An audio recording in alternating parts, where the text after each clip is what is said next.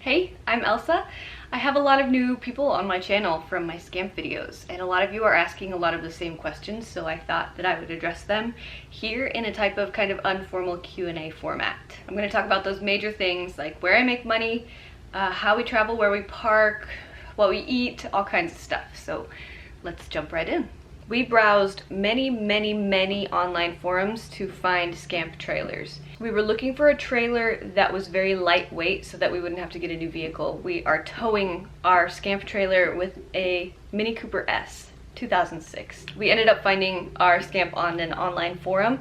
We had tried to buy about 3 before we could nail down the one that we have. They go really fast. They hold their value well. They're a lot like Airstreams, but they're made out of fiberglass. So they hold their value, they hold their structure. The fiberglass is really rigid, so it holds its shape if there is no damage to the fiberglass. Living in a 13-foot space, and that's not even the size of the Scamp. The Scamp is like 11.5 feet, and then there's 1.5 foot of tongue. So we don't even have a full 13 feet. Living in that small of a space with another person and with a dog, it can be challenging. It was really challenging at first to try to figure it out and get used to it. But we didn't get the Scamp to live in. We don't live in it like I would live in a house. We go outside and we do things out there. The Scamp is to sleep in and it's to eat in if the weather is bad outside, meaning I cook most of my food outside. It makes me really sad that I get this question because people just expect us to not enjoy each other's company. Our relationship has only gotten stronger, so much stronger. We are better as a team now than we've ever been, and that's because we have to problem solve together. We have to, if we want this to work, we have to work together. So that has just helped us as a pair blossom, and it's really great. We don't have a shower, an actual functioning shower, because we don't have any running water in the Scamp. So we either go pay for public showers or we will hop in the river and rinse off. People get really nasty towards me about this. They think that I stink and that I don't maintain my hygiene. But dude, come on. If you have a vagina, you know that you need to wash that. You need to wash your vagina. And I do every single day. I just don't jump in a shower like everyone else every single day. I would like to make a video on this, how to shower without a shower. It's really so simple. It's water and a washcloth or baby wipes. Actually, I am doing something that's a little weird. I am not washing my hair. I have used shampoo on my hair twice in the last 2 months. Whoa. And that's wild for me to say, but I'm kind of detoxing from shampoo, trying to get away from using shampoo just because I don't have a shower and because I'm learning that my body actually really likes it. You do you. I'm not telling you to do anything. This is just what I've been doing. And I'll talk more about my hair situation once I've kind of established it and this experiment that I'm doing. I handle my period just like anyone else. If you have seen my How I Live Without a Bathroom video, you'll know that I do not have a toilet in the Scamp. I'll usually pee outside and then I'll go into town to go poop. If there's an emergency, I will poop outside. The same kind of thing goes with my period. I wear a Diva cup. It's a reusable menstrual cup. It's the best thing ever. If you've never used one, you won't like it at first, probably. It's a little weird at first, but it is so nice. You can leave it in for 12 hours, don't have to deal with tampons. If I'm not near a bathroom, it is a little challenging because I have to bring a water bottle with me to rinse the thing off. So I just make an extra effort when I'm on my period to go into town twice a day that otherwise I maybe wouldn't have to do. And that's how I do it. It's really simple. It's not really anything super cool. I have a Shiba Inu. He is 3.5 years old. His name is Camp with a K. He's a Japanese breed. Shiba Inu actually means brush dog in Japanese. It's like Akita Inu. Inu in Japanese means dog. Akitas are like the big version of Shibas. They were bred for keeping the kings safe, I think, and like being like watchdogs. That's why they tend to be known a little bit more for their aggression. Shibas were more hunting dogs. We keep Camp on a leash at all times because it's a very common Shiba thing that he will run to his freedom and he'll never come back. Hopefully once he gets a little older, he'll not be as adventurous. Baron and I have very seasonal diets. We eat based on what's around. So in the winter, we're eating a lot more fats, a lot more carbs, just to keep that weight on our bodies as we're out snowboarding or hiking or whatever in the snow. In the summers, especially this past summer, we had access to a bunch of very, very fresh farm food while we worked on this particular farm in town. We don't eat very much. We have learned to treat food as fuel. I'm in the city right now, and I am tempted by so many dank-ass foods. I just keep eating and eating and eating. But when we're out there in the wilderness, we're doing things. We're exploring, we're reading, we're creating, we're doing all kinds of things. So food isn't like the first thing that I think about when I wake up. We try really hard to treat our bodies right. Going off grid, it wasn't like too terribly much of a choice. We didn't realize we were going to be off grid when we decided to move into this camper. The decision to move into the camper was after realizing how much money we were draining every single month to utilities and to rent. So much money.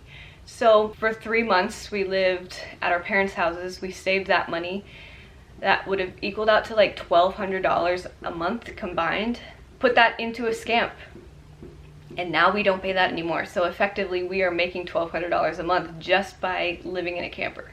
Going off grid was kind of an evolution of the camper. We realized, oh, if we're in a spot or like driving and we don't want to hook up to power, we probably need a battery and a solar panel so that we can charge our laptops.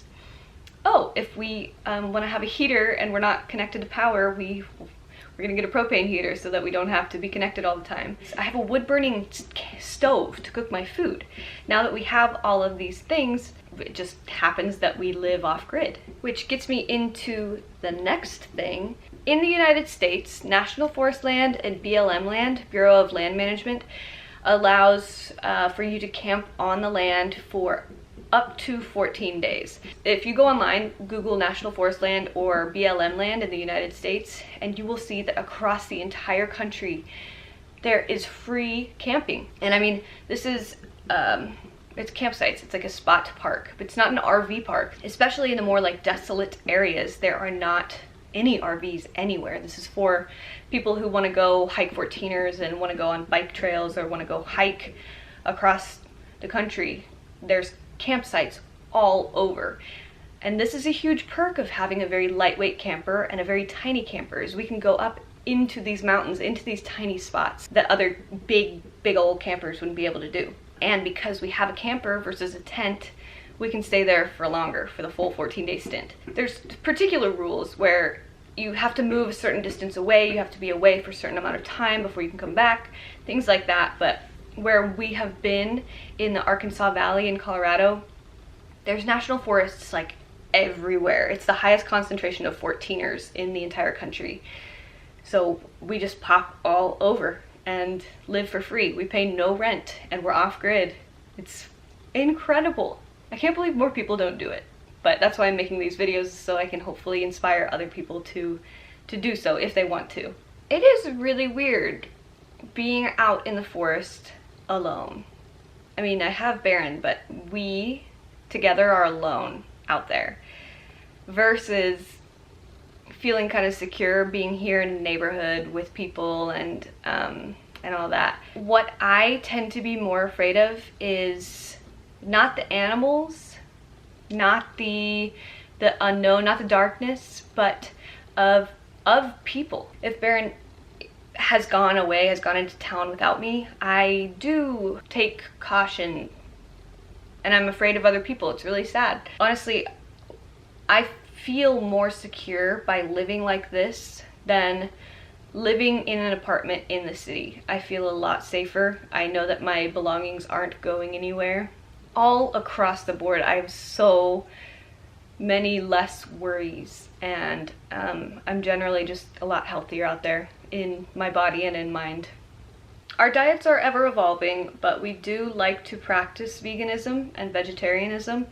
It's not really a matter of being trendy. It's more, it just makes sense after we've done a lot of research. We've gone back and forth a lot because I understand the side of eating meat and I understand the side of not eating meat. I know that meat provides particular proteins that certain plants don't, but I know that pairing certain plants together will give you the same things that meat has, all kinds of things. Like, I get it. I get both sides and I'm totally open to both sides. It just makes sense ecologically. The amount of carbon monoxide that cows produce is more than vehicles, more than buildings, more than power plants. Like, it's ridiculous. It's insane. The cows are also eating grasslands that we could be producing fresh vegetables and foods and things that are extremely sustainable. We're killing the earth by replanting corn and corn and corn and soy and soy and soy. It makes more sense for the earth, which in turn makes more sense for me.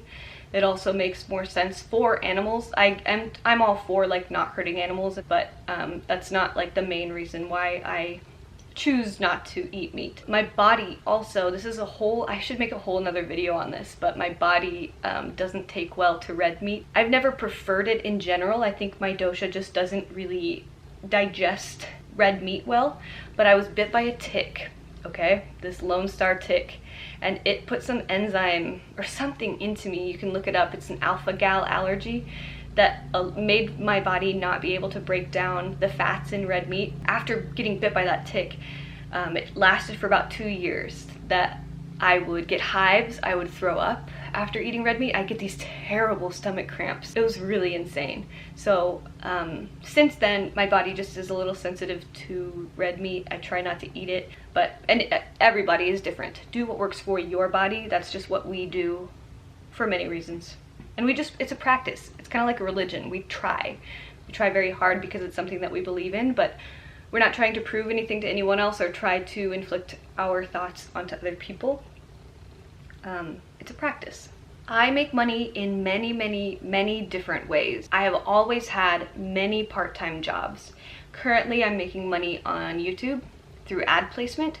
Granted, not as much as before because YouTube has taken down the monetization on millions of content creators' videos. I'm currently making money off of sticker sales. I design stickers and have them made and I sell them on my website.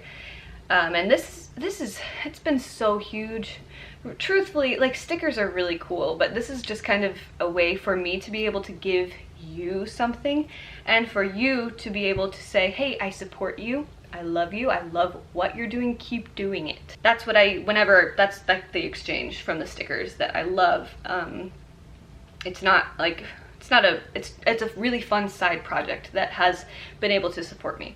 Face painting. I'm a face and body painter. Painting murals, that's another thing that doesn't happen very often, but when it does, it's pretty high dollars. Contracted video work is another thing. Contracted design work and drawing work, tattoo work. I do a lot of things that I enjoy doing and I convince people to pay me for them. And this is how it has always been, is I've never had a full-time job. I just have a lot of part-time jobs and it's awesome because I don't get burnt out of anything. And when I do get burnt out, then I start doing something else. I've worked really hard to make my work this way.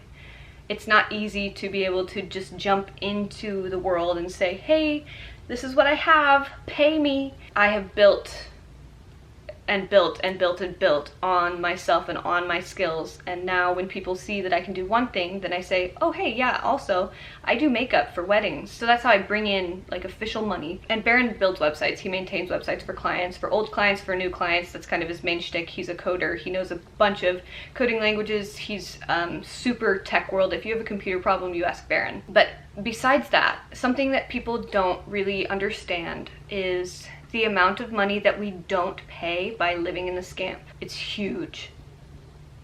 Astronomical. So, like I said earlier, because I don't have a gym membership, I'm working out outside, because I don't have rent, I don't pay any utilities, meaning water or electricity. I've been working on a farm for food. Oh yeah, that's another way that we were bringing in money this summer. All those things that are huge, high dollar things that are taking your money every month, we don't have to pay. It's it's, as Mr. Money Mustache would say, Google him if you don't know who he is. He would say that you can always make money. I could always go to a grocery store or somewhere and get a job and make money. The issue that people have is saving their money. We live in a very consumeristic society where we're tempted to buy things at every turn of your head. There's something to buy, something that you need, and we have stepped away from that. We live where we aren't tempted by billboards or by commercials. We just don't buy anything because we really truly don't need anything. We don't have the space for anything. Cut out those expenses, and that money is then going to be money that you are effectively making because you're not spending it. But you know, at the same time, I do pay for quality clothes. I pay for quality gear that will last me a long time. A shirt, fine. I bought a Yeti cooler because those things are freaking awesome and they'll keep my shit cold for a long time. I make less than many of my friends, but I'm not paying for a fancy condo in the city. So even though they're making more, they're paying more. And because I'm not paying more, I can save all that money, which in turn means that I actually have more money, which is not like a thing. It's not a determining factor of my success. That doesn't mean, that's not at all what I'm saying. But what I'm saying is that I have so much free time to do exactly what I want, to grow my mind, to create and do awesome things because I'm not working, because I'm not having things that I need to pay a lot of money for. Does that make sense? I feel like this needs its own video. I have a lot of people too that say, well, you're just a trust fund baby, you're just getting all this money from your parents. And that, dude, that doesn't make any sense. I'm living in a freaking trailer. That is so funny every time I get that. It's like, dude, you've got it so backwards. I hope that I touched on everything in that thing that I wanted to say. I could talk for days about that topic. On to the very last question. This one's really hard. I've learned so much so quickly, and it's honestly, it's less enjoyable on like all accounts to be here with running water and a toilet and a shower. Running water is the thing that like 6 months ago I would have said that I missed. I think what I miss, the one thing that I do miss, is my huge, incredible support system of friends. I wish that I could get them to come do this, try this with me. I think that's the only thing I miss. I miss my people and my family, and I wish that this made as much sense to them as it makes to me, but that's okay. And everybody does things differently, and I don't have anything figured out. I don't have anything right, but I also feel that I don't have anything wrong either. I love my life and I love myself more than I could have ever even imagined being possible. I'm so grateful for where I am at in my life, and I am so grateful that I have a platform to be able to share this with others and encourage others to be the best versions of themselves that they can be, because you as an individual are the most important thing in your own universe, and you need to be taken care of. I hope this was an entertaining video for you. I will leave it at that. Check out all the rest of my Scamp videos and check out all my art videos. I'm gonna have a really awesome wall paint video up soon. I'm also gonna be talking to my parents and talking about how they feel about me living in a trailer, and I will see you in my next video. Bye.